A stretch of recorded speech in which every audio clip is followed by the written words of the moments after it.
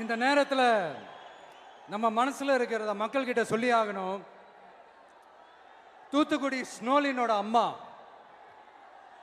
என்ன அவங்களோட தம்பி, இன்னும் அவங்க பொண்ணுக்கு நான் தாய் மாமன்னு சொன்னாங்க.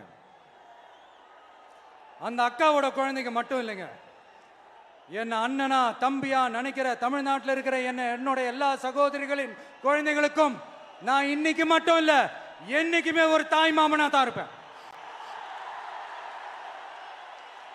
நீங்க எல்லாரும் என்னுடைய ரத்த உறவு, கூட பிறந்த பொறுப்பு. என் வீட்டு ரேஷன் கார்டில் வேணா உங்க பேர் இல்லாம இருக்கலாம், உங்க வீட்டு ரேஷன் கார்டில் வேணா என் பேர் இல்லாம இருக்கலாம். ஆனா நாம் எல்லாரும் ஒண்ணுதான், உறவுதான்.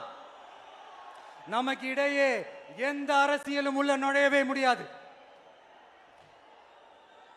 என்கிட்ட இருந்து உங்களையும் உங்ககிட்ட இருந்து என்னையும் எந்த சக்தியாலும் பிரிக்கவே முடியாது.